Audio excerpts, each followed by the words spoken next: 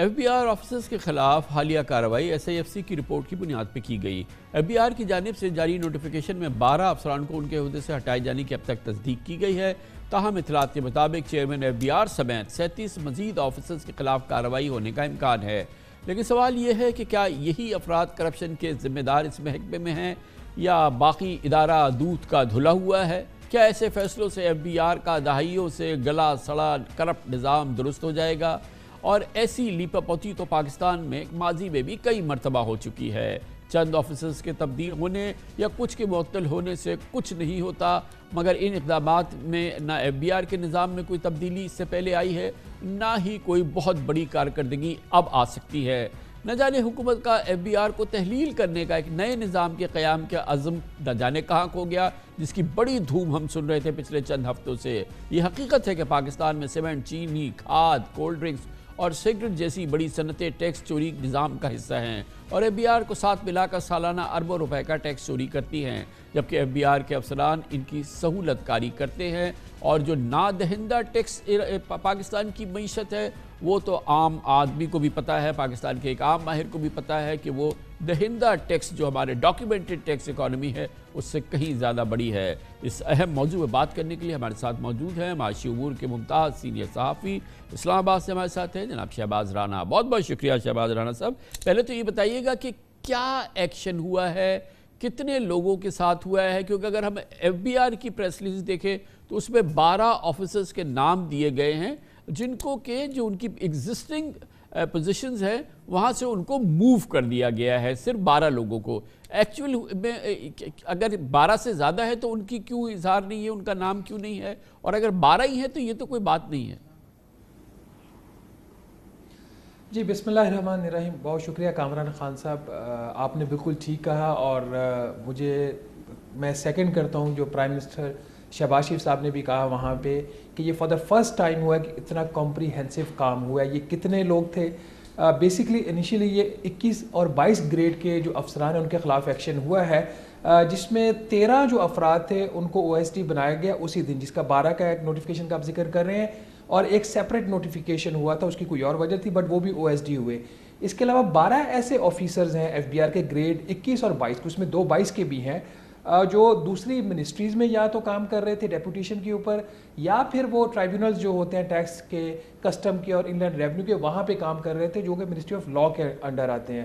کچھ آفیسرز وہاں پہ تھے، ایک آفیسر منسٹری آف میری ٹائم میں تھے، ایک اسٹیبلشمنٹ ڈویژن میں تھے، تو اس طریقے سے وہ اسکیٹرڈ تھے۔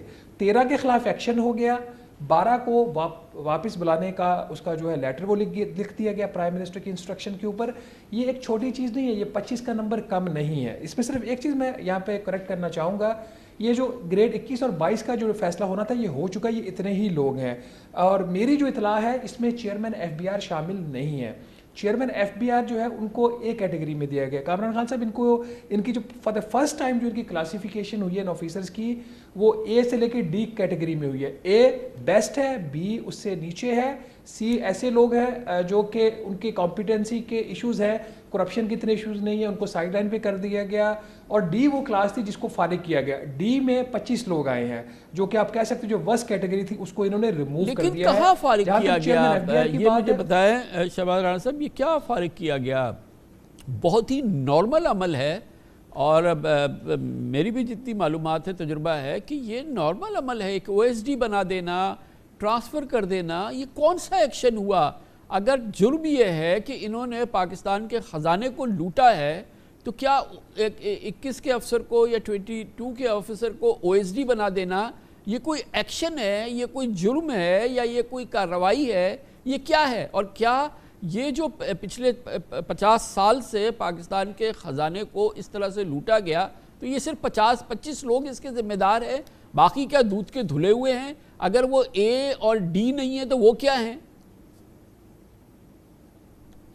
کامران خان صاحب دیکھیے، کچھ چیزیں کسی بھی ادارے کی تاریخ میں پہلی دفعہ ہوتی ہیں، آپ کو کہیں سے سٹارٹ لینا ہے۔ جب یہ ایف بی آر کے اوپر ایکشن ہوا تھا تو پھر یہ کہا گیا جی ایف بی آر کے اوپر ہی کیوں، پولیس تو اس سے زیادہ کرپٹ ہے، فلاں ادارہ اس سے زیادہ کرپٹ ہے، اس کے اوپر ایکشن کیوں نہیں ہوا؟ ایف بی آر کو آپ کو پتہ ہے آرمی چیف بھی اور پرائم منسٹر بھی پاکستان کی لائف لائن قرار دے چکے ہیں۔ ایک چیز اب میں اور ماضی میں فرق کیا ہے، اور یہ کیا واقعی یہ ایکشن مؤثر تھا یا ان کو نوکریوں سے نکال دینا چاہیے؟ یہ بہت ہی اہم سوال ہے۔ جو فرق اس دفعہ ہے وہ سسٹمک ایکشن لیا گیا ہے۔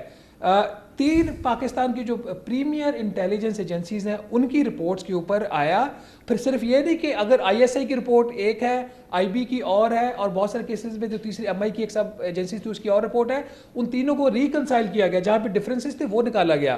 تو یہ اس طریقے سے کام ہو، یہ جو کام ہوا ہے ماضی سے برعکس ہوا۔ اب میں آپ کو ایک اور اس کی ایگزامپل دوں، اس جو نوٹیفیکیشن ہوا یا جو لوگ ریموو ہوئے ہیں، او ایس ڈی بھی بنائے گئے ہیں، میں ان میں سے کچھ آفیسرز کے خلاف خود لکھ چکا ہوں، آج سے نہیں 10 سال پہلے تک یہ معاملہ senate standing committee on finance کے لیول تک گیا، اور جس میں اس وقت کے جو چیئرمین سینٹ اسٹینڈنگ کمیٹی تھے سینیٹر مانوی والا، وہ کچھ نہیں کر سکے، ہم خبریں کرتے تھے۔ مسئلہ کیا تھا؟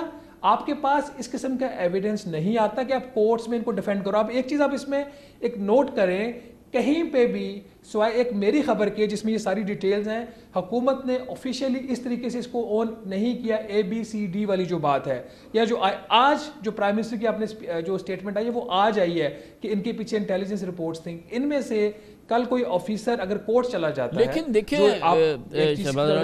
نوکری سے برخاست، ہم اور آپ اچھی طرح سے جانتے ہیں کہ ہم جب ایف بی آر کے فرسودہ کرپٹ ترین ناکارہ نظام کی بات کر رہے ہیں تو یہ 25 لوگوں کا کیا دھرا نہیں ہے، یہ اس نظام کی پوری جو اس کی حیت ہے، جو اس کی پوزیشن ہے، یہ وہ مسئلہ ہے۔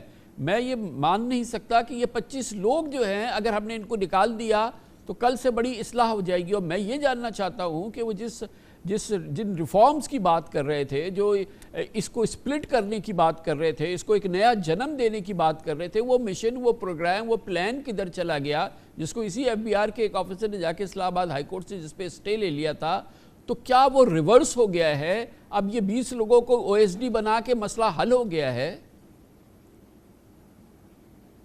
کامران خان صاحب، کہانی یہاں پہ ختم نہیں ہوتی۔ یہ 25 تو وہ لوگ ہیں جو ڈی کلاس تھے، اور وہ بھی 21 اور 22 کے۔ جو سی کلاس کے آفیسرز تھے، جو اس کے بعد ایک نوٹیفیکیشن رات کو جاری ہوا، ان کو اہم عہدوں سے ہٹا کے، جس میں ایک ڈائریکٹر جنرل کی انٹیلیجنس ایجنسی کے تھے، ان کے ایک بہت ہی گریڈ 22 کے لینڈ ریونیو کے آفیسر، ان کو سائڈ پہ کیے گئے، سی بھی سائڈ پہ ہو گئی۔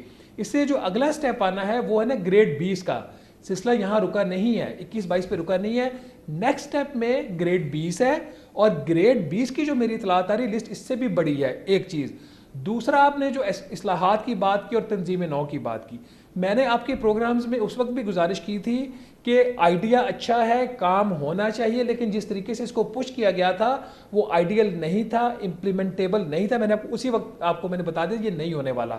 اب پرائم منسٹر نے، آل دو میرے اپنے اس کے اوپر ریزرویشنز ہیں، پرائم منسٹر نے ابھی اسی ہفتے منظوری دی ہے، یا جو فائنانس منسٹر نے، انہوں نے جو میکنزی ایک کنسلٹنسی فرم ہے، میکنزی کو ہائر کیا گیا ہے تھرو کارانداز پاکستان، اور جو Bill's and Melinda Gates foundation ہے وہ میکنزی کو پے کرے گا، اور یہ جو میکنزی ہے یہ اب پورے سسٹم کی اسیسمنٹ کر کے ایک رپورٹ دے گا کہ ایف بی آر کا فیوچر کیا ہونا چاہیے، ڈیجیٹائزیشن کیا ہونا چاہیے۔ آپ اس کو ایک طرح سے کہہ سکتے ہیں کہ ایک ٹرک کی بتی کے پیچھے لگا دیا گیا ہے، اب یہ وہ روٹ لیا گیا ہے جو لمبا راستہ، لیکن جو پہلے والا ریسٹرکچرنگ پلان تھا وہ بھی امپلیمنٹیبل نہیں تھا، وہ انہیسٹ ہوا تھا، اس کے بڑے پرابلمز آپ کو آنے تھے۔ لیکن ابھی جو بہرحال ہمارا پہلا ہدف تو یہ ہے نا کہ ہم جو انڈاکیومنٹڈ سیکٹر ہے، یہ تو ابھی میں اور آپ جو ٹیکس دے رہے ہیں نا، ہمیں نچوڑنے کی تمام باتیں ہو رہی ہے۔ ٹھیک ہے، یہ 5 سیکٹر جو ہیں، یہ بیوریجز اور یہ سگریٹ اور یہ سیمنٹ اور یہ فرٹیلائزر اور یہ تمام، مگر یہ بھی وہ سیکٹر ہے نا جو کچھ نہ کچھ تو ٹیکس دیتے ہیں۔ وہ پورا نظام جو کہ اس ٹیکس کے نظام سے دور ہے، اس تک پہنچنے میں کیا یہ جو 20 آفیسر ان 20 آفیسرز کی جگہ آئیں گے وہ اس مسئلے کو حل کریں گے؟ دیکھیے، یہ آپ کو ایک سسٹمک اپروچ چاہیے۔ یہ جو اب فیصلہ ہے وہ چیئرمین ایف بی آر کا نہیں ہے، ایک حکومتی فیصلہ، ایک سٹیک ہولڈر کا فیصلہ ہے۔ ابھی جو تاجروں کی اسکیم لانچ ہوئی ہے، جو والنٹیریلی ایک کام کرنا تھا، میں نے خبر کی کہ اس میں 50 سے بھی کم افراد ہے۔ میرے سے کچھ دن بعد مہتاب حیدر نے خبر کی کہ اب 50 نہیں 105 ہو گئے ہیں۔ تو یہاں پہ آپ کو ایک پولیٹیکل ول چاہیے، آپ کا جو قوانین ہے اس کو امپلیمنٹ کرنے کی ضرورت ہے۔ آئی ایگری ود یو کہ ایف بی آر کا اس میں بہت ہی بڑا رول ہے، آپ اس کو ایگزینوریٹ نہیں کر سکتے۔ 25 یا 50 بندوں کو فارغ کر کے معاملہ یہاں پہ ختم نہیں ہوتا۔ اب آپ نے ان سے کام لینا, یہ سسٹم کیسے ورک کرتا ہے. مطلب کامران خان صاحب ایک ایسے آفیسر اس میں فارغ ہوئے جس کا میں نے اپنے پروگرام میں بھی ذکر کیا, اس کو پرائم منسٹر شہباز شریف کی گورنمنٹ نے, جو ان کی پی ڈی ایم کی گورنمنٹ تھی, ان کو نامینیٹ کیا اور کہ وہ ان کو تمغہ امتیاز ملے گا, اور آگے انہیں کی حکومت نے ان کو تمغہ امتیاز دیا. اب وہ اس لسٹ میں آگے ڈی کیٹیگری میں, تو کیا ان کو تمغہ امتیاز دینا غلط تھا یا ان کو فارغ کرنا غلط ہے؟ یہ سسٹم کے اتنے سیریس ایشوز ہیں, ہمیں اس سارے نظام کو اسٹڈی کرنے کی ضرورت ہے. بہت بہت شکریہ شہباز رانا ہمارے ساتھ موجود ہے. خبر سے بریک, اس کے بعد ذکر کریں گے ایک اور ادارہ, اور وہ ہے عدلیہ کا, جہاں پر اس وقت بہت بڑا موضوع بنا ہے, قومی موضوع بن گیا. اسلام آباد ہائی کورٹ کے ججز کا حکومتی اداروں کے خلاف شکایت نامہ, الزامات, اور اس میں اسلام آباد ہائی کورٹ کا ایک ساتھ جڑ جانا, اس میں بھی آج ایک بہت بڑی ڈیولپمنٹ ہوئی ہے. کل سپریم کورٹ آف پاکستان اس معاملے کی ایک بار پھر سماعت کرے گا. بہت اہم موضوع ہے, اس پہ بات کرتے ہیں چھوٹے سے وقفے کے بعد.